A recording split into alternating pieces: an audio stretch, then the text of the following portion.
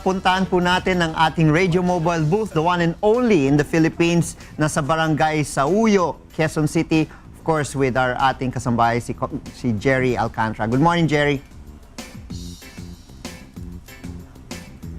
Good morning, Kong Arian. Good morning, Kuya. Good morning sa inyo sa studio. And syempre, good morning sa ating mga kasambahay. Nakaparada ang ating one and only UNTV Radio Mobile Booth dito sa Barangay Sauyo, Quezon City para sa ikonsulta mo. At meron po tayong isang katanungang legal ngayong umaga, no? Kasama po natin si Ginang Celerina Mayuga at may gusto po siyang isang guni tungkol sa kanyang karapatan na panagutin ng kanyang kapitbahay nang mabagsakan ng puno ang kanilang bahay. Sige po, Aling Cel, tanongin na po yan. Hello, magandang umaga po. Sir. Hello. Kasi sir, nais ko lang po sanang malaman kung ano po ba yung rights ko kung may nangyari pong ganyan na yung puno ng kapitbahay namin, katabi lang po nung bahay namin talaga yung sa firewall po. Tapos nung nagbagyo po nung Glenda po ba yun, no? Nabagsakan po yung bahay namin. And then, nung kinausap namin yung kapitbahay namin, ang ginawa lang niyang action is tinanggalan lang niya ng mga sanga. Medyo po umangat yung puno ng konti sa bahay namin, pero ang iniintay ko po sana sa kanya ay yung kusang pagtulong kung may maitutulong siya sa amin. Kasi ayoko pong parang mamilit sa tao. Kaya gusto ko muna pong alamin kung ano po ba pag may ganong kaso, ano po yung right nung nabagsakan ng bahay yung sa puno nga po ng kapitbahay namin. Aling Celerina, hindi ko mabasa kasi. Aling Celerina, pinuntahan na po namin yung may-ari ng puno. Yes. Pero ano po, parang wala po sa balak niya na tulungan kami. Ayon sa... Kaya nais ko pong malaman, ano po ba yung karapatan namin pag ganun pong nasira yung bahay namin ng puno niya?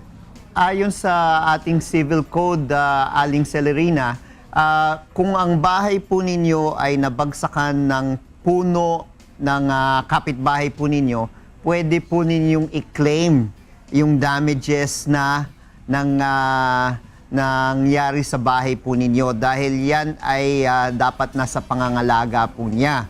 So pag ganun, pwede po ninyong sampahan muna sa barangay yung at sabihin kung magkano po ang damage sa inyong bahay at pwede po ninyong singilin po siya.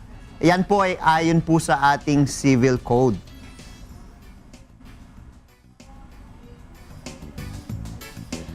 Sir, kasi po ganito. Kasi po old tenant siya sa nakapitbahay namin. Tapos 6 years pa lang po kami nakatira doon. Pwede po bang wag ko muna siyang sampahan, yung kausapin ko muna siya ng maayos. Pwede po. Tapos ngayon, kung sakali po bang hindi siya tutugon sa pangangailangan po na ito, saka ko po siya ilalapit sa barangay. Pwede po bang ganun, sir? Pwede po. Mas mabuti nga po yan kung pwede po ninyong idaan sa magandang usapan. No? Dahil kung makita po niya na talagang karapatan po ninyong maningil, dahil yung puno po na nasa bakod po niya ay bumagsak sa bahay po ninyo, baka bayaran po kaagad kayo. So tama po yan, idaan po muna ninyo sa magandang usapan at kung hindi po siya papayag, then pwede ho ninyong idala po sa barangay. Ayun, salamat po, sir. Naku, maraming salamat. Kasi po, sir, sa totoo lang po, matanda na po itong may-ari ng puno. Okay. Hanggat maaari po, gusto ko pong maayos sa mabuting usapan. Ayoko po siyang kasuhan sa barangay kasi kapitbahay ko po. Ayoko po nang may kaaway sa kapitbahay ko. Okay po. At sana makatulong po kami. At kung hindi po, pwede rin po kayo dumaan po o pumunta sa law center ni Kuya para mabigyan rin po kayo ng mas maliwanag na payo kapag umabot na po sa barangay. Salamat po. Thank you very much, sir. Okay. Maraming salamat, Kong Erin. Yan po ang ating katanungan ngayong umaga para sa ikonsulta mo. Maraming salamat ho nga pala kay Barangay Captain Carling Apo at Council sa pag-asikaso sa amin dito. Balik sa inyo dyan sa studio. Good morning. Maraming salamat, Jerry Alcantara, live mula sa Barangay Sauyo, Quezon City, sakay po ng ating one and only radio mobile booth.